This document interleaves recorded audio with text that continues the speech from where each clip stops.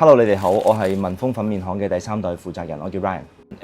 文豐由1956年，即係我爺爺頂咗一個麵檔落嚟開始啦。咁然之後到第二代就係由我媽媽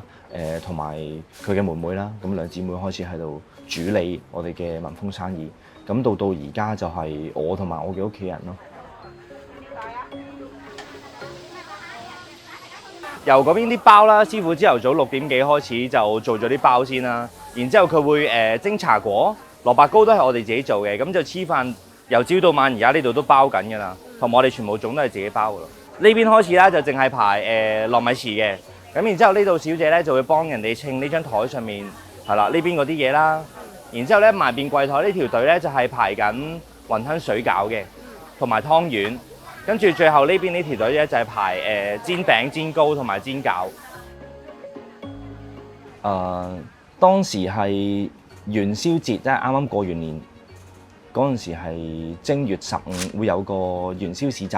咁就係喺荃灣沙咀道球場嘅。咁我哋就受到邀請啦，希望喺嗰度擺一個檔咁樣。咁我哋嗰陣時都考慮咗好耐，我哋如果要買一啲生嘅食品，或者係我哋要喺嗰度做一啲加熱需要煮嘅食品，我哋覺得好似唔係好妥當。咁所以咧經過考慮之後，我哋就決定做糯米糍嘅。我哋當時大概花咗個幾月時間，咁就諗住研發一啲新嘅口味出嚟啦。當時喺市面上買咗好多款堅果翻嚟，基本上市面上買到嘅我都全部買翻嚟試啦。咁最後尾效果最好試出嚟就係開心果、榛子同埋腰果啦。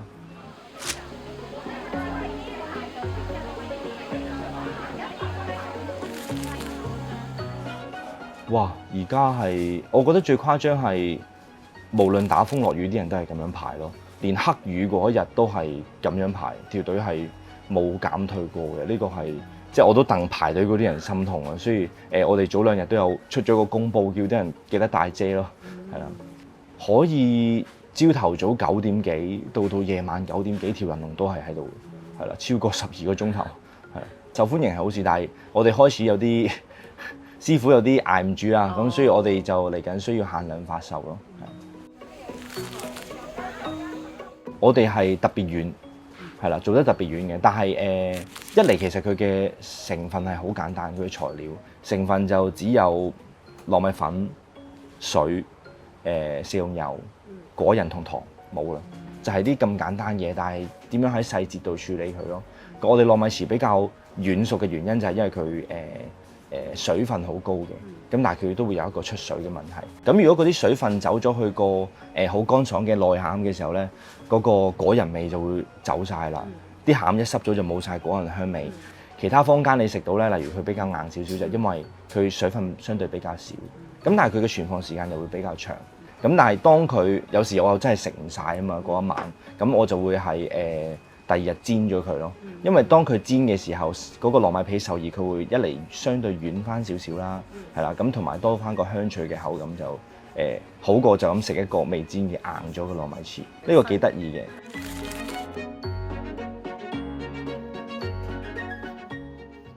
我哋端午節嘅粽就全部人手包啦，咁就我覺得最特別嘅係我哋嘅瑤柱粽咯，因為師傅就係浸好瑤柱、炒好瑤柱之後咧，撈埋落啲米嗰度包埋一齊嘅，咁就同坊間將所有嘢放喺個粽正中間嗰種做法有少少唔同，咁就每一啖米都會有瑤柱嘅香味，呢個都係我自己最中意食嘅嘢。其實如果將所有嘢就咁放喺正中間，你包啲乜嘢落去都包得到。但係我覺得我哋成隻粽嗰個味道要和諧啦，要夾啦。尤其是佢哋個秘訣就係會將隻粽包到好實淨嘅，咁就確保所有味道係俾嗰個粽葉包住咗。煮嘅時候咧，就所有味道都會往裡面逼，而唔係往出面走啦。我哋除咗瑤柱粽，我哋有冇瑤柱嘅有綠豆蛋黃肉粽啦，咁就係裡面會有鹹蛋黃、有綠豆邊，咁我亦都會有就咁五香肉粽係冇綠豆冇蛋黃嘅。另外有迷你嘅蛋黃肉粽啦，如果有啲人唔想食咁大隻嘅時候，就可以揀一個細啲嘅選擇。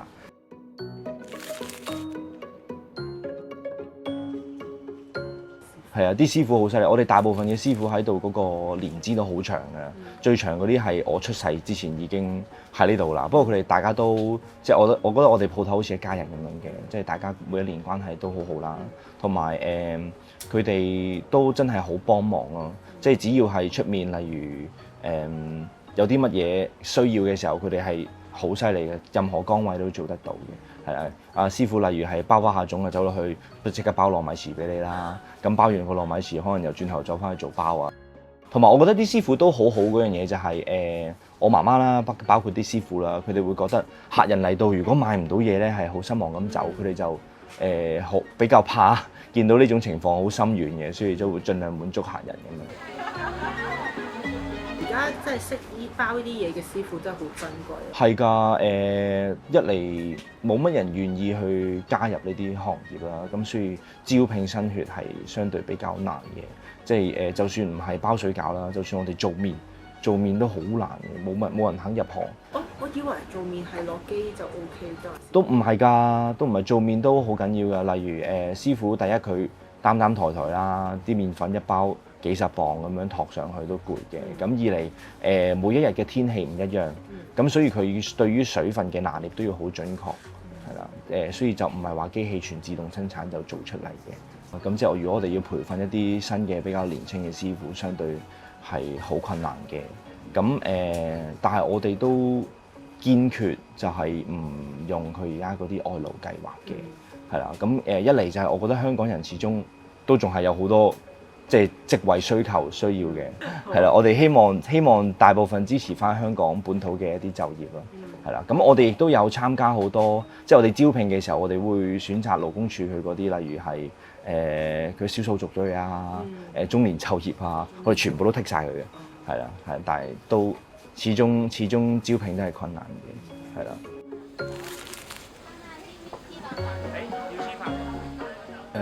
好滿足嘅事就係到而家我哋自己屋企人啦，甚至乎係我自己嘅小朋友咧，都係好中意食我哋自己鋪頭嘅嘢嘅，係啦。咁因為我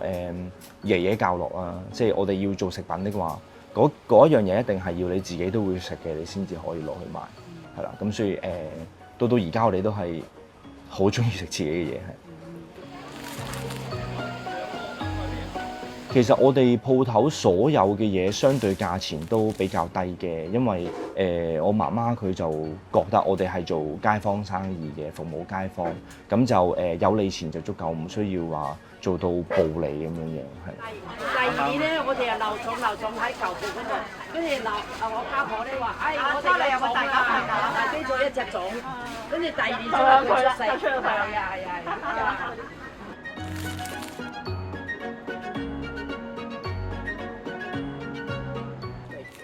其實我原本一開頭自己都喺出面，即係有唔同嘅工作啦，咁工作環境都相對唔錯嘅。咁到大概10幾年前，開始面臨屋企呢個傳承一代接一代嘅呢個問題啦。咁我自己本身兄弟姊妹都多嘅，咁我哋又覺得屋企幾十年老字號落嚟，即係都已經唔係話生意好唔好、揾唔揾錢嘅問題，而係覺得呢樣嘢，如果我哋捨棄咗屋企嗰個品牌，係好可惜嘅一件事。我哋都落咗好多功夫嘅，其實即係表面上佢而家係一個好傳統嘅食品行業啦，但係其實例如我哋會去台灣，咁就專登去學習一啲關於穀類食品嘅加工技術啦，咁關於食品生產嘅機器有啲咩注意啦。例如最近嘅糯米糍啦，咁我哋例如點樣可以做到嗰個內餡咁乾爽咧？就係我哋全部嘅果仁需要慢磨，一磨得快就會變醬噶啦。咁然之後師傅啦，同埋我哋另外做機器嘅揾做機器嘅師傅啦，我哋都要專登改造一啲機器先至做到而家呢個效果啊。甚至乎係仲有，例如我去學習一啲和果子嘅技術啦，就研究我哋可以點樣套用喺自己嘅糯米糍，例如係令到佢嘅果仁可以留香嘅時間會長啲啦，存放嘅條件啊，各樣嘢呢啲係啦，所以喺大家眼見唔到，我哋其實都好多功夫需要做。最近有一件好難忘嘅事嘅，咁因為元宵節我哋做嗰個元宵市集嘅時候咧，咁嗰條隊好長嘅，嗰條隊係喺嗰個沙咀度，即係喺個球場裏面排到出去沙咀道出面，已經出咗個球場出面啦。咁就我自己就成日都會即係有空餘時間嘅時候就會睇下嗰條隊有冇大肚媽媽喺度排隊啦。因為我印象好深就係有一位37週嘅媽媽喺度排隊，我其實係勁驚，即係好驚佢排下生出嚟，咁所以就唯有即刻即係攞張凳俾佢坐啦，即刻服務咗佢先啦。咁到最近佢就有 send 翻佢女女出世嗰張相俾我睇，咁我就覺得呢件事係好窩心嘅，係啦。咁因為都係你好窩心，即係留意到佢嘅即係不便。我哋即係街坊生意啦，盡量我哋幫到幾多就得幾多啦。咁但係我哋都明白嘅，有啲人就唔係好同意我哋個做法嘅。咁但係即係我哋十分之尊重偉大嘅媽媽們啊，係我陀懷胎10月真係好辛苦，係啦，所以我哋都會繼續做呢樣嘢落去。咁你而家接咗手之後咁過場，媽媽有冇覺得好安慰喺度？我哋唔傾呢啲嘢，不過有啲咩做到盡力做啦。請訂閱我哋嘅 YouTube 頻道，記得撳埋個鐘仔啊！